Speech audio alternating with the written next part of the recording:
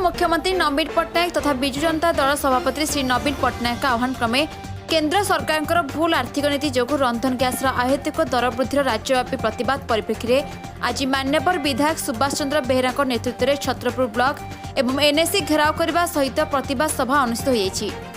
महिला विजु जनता दल और युवा विजु जनता दल तरफ भारतर महामहिम राष्ट्रपति उद्देश्य छत्रपुर बीडीओ एवं एनएसी अधिकारी दाबीपत्र प्रदान कराई।